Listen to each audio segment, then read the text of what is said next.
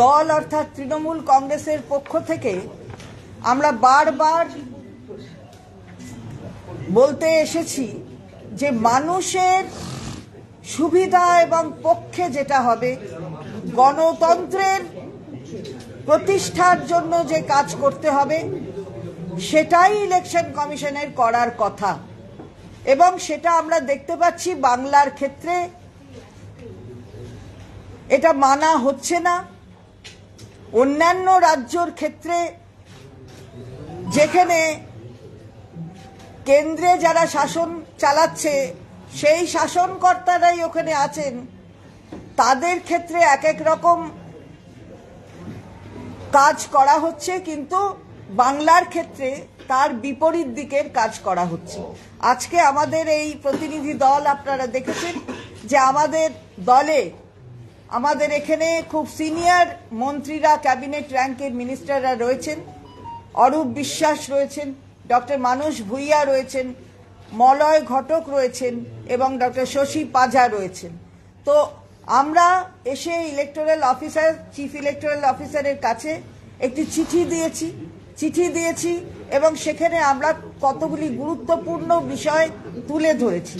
প্রথম হলো ASDD অর্থাৎ absent, shifted, dead and duplicate. এই যে বাদ দেওয়া হয়েছে অর্থাৎ 58 লক্ষ বাদ চলে গেছে, এই যে বাদ যাওয়া হয়েছে ফর্ম 7, এটা ইআরও নেট থেকে নেওয়া হয়েছে এবং ডিসপোজ করে ফেলে দেওয়া হচ্ছে। যা ইআরও নেট থেকে নিচ্ছে, ইআরও কে যেটা ডিসপোজ করার কথা ইআরওর, সেটা তার হাত থেকে সেই ক্ষমতা নিয়ে নেটের থেকে নিয়ে কেন্দ্রের একটা মানে কেন্দ্রীয় কোনো প্রসেস দ্বারাই সেটা ডিসপোজ করা হচ্ছে। তার মানেটা কি হচ্ছে আমরা জিজ্ঞাসা করতে চাই। আগের বারেও জিজ্ঞাসা করেছি যে আমাদের ওই যে লক্ষ্য ধরে দিয়েছে একটা রাজনৈতিক দল যে 2 কোটি আমাদের তাড়িয়ে দিতে হবে, সেই 2 কোটির দিকে লক্ষ্য রেখে এই 58 লক্ষ হলো একবার, তারপরে এই ধরনের ডিসপোজাল করে 1 কোটি 34 লক্ষ না 36 লক্ষ সেটাও হবে। ওসব চলবে না, আমরা তার বিরুদ্ধে আওয়াজ তুলেছি এবং এসব আমরা মেনে নেব না। সুতরাং এই জায়গায় দাঁড়িয়ে তারা সম্পূর্ণত অগণতান্ত্রিক উপায়ে এবং যা ভারতবর্ষের আইন, সেই আইনকে মোটেই কোনো পাত্তা দিচ্ছেন না। সংবিধানের যে কাজগুলিকে করার কথা, সংবিধান সম্মতভাবে যে আইন তৈরি হয়েছে সেই আইনকে মান্যতা দেওয়া, সেটাও তারা করছেন না। এবং ইআরওর যে নির্বাচনী এই প্রক্রিয়াতে তার যে ক্ষমতা, সেই ক্ষমতাটাকে কেড়ে নেওয়া হচ্ছে। এটা চলতে পারে না, ইআরওর ক্ষমতা কেড়ে নেওয়া হচ্ছে। আমরা বলেছি কি করছেন, আপনি বলছেন একটা নোটিফিকেশন করে অর্ডার দিয়ে বলে দিচ্ছেন ডিইও দেখবে, ভেরিফাই করবে, সবকিছু করবে। মানেটা কি? ডিইওর কাজটা কি? ডিইও তো first appellate authority. First appellate authority হচ্ছে DEO under the statute. Representation of people's অ্যাক্টের আন্ডারেও ডিইও এবং তার আন্ডারে যে রুলস তৈরি হয়েছে ইলেক্টর্স রুলস 1960 সালে, সেই রুলস অনুযায়ীও ডিইও হচ্ছে ফার্স্ট অ্যাপেলেট অথরিটি। তা আপনি যদি তাকেই বলেন যে সেই ভেরিফাই করবে, ইআরওর পাওয়ারটা কেড়ে নিচ্ছেন, তাহলে ফার্স্ট অ্যাপেলেট অথরিটি যদি সেই ভেরিফাই করে বলে দেয়, তাহলে কি আর তার কাছে অ্যাপিল করে কোনো সুরাহা করা যায়? হয়? তাহলে এটা একদম একটা স্তরকে উড়িয়ে দেওয়া হচ্ছে। এই প্রক্রিয়া চলতে পারে না, এটা অবৈধ এবং beyond the powers which have been given, যা দেওয়া হয়েছে সংবিধানের পক্ষ থেকে ইলেকশন কমিশনকে। সুতরাং এটা আমরা মেনে নেব না। তৃতীয় ক্ষেত্রে আমরা যেটা বলেছি বারবার, যে ধরুন আজকে এই যে অনেকদিন 7 দিন সময় দিলেন, তো 7 দিনটা হলো কোথায়?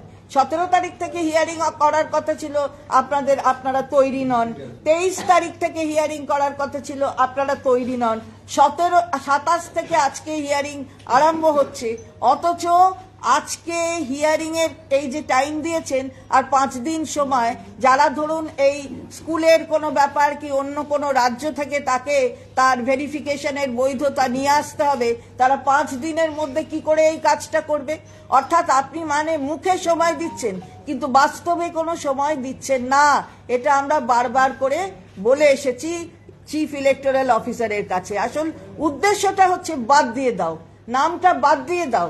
যেখানে আসল গণতন্ত্রের উদ্দেশ্য হচ্ছে ইনক্লুড করা, সেখানে ইন্টেন্সিভের নামে একটা ইনক্লুসিভ যেটা বলা হচ্ছে সেই ইনক্লুসিভনেসটাকে বাদ দিয়ে দেওয়া হচ্ছে। এটা একেবারেই আইন বহির্ভূত, এটা আমরা বললাম।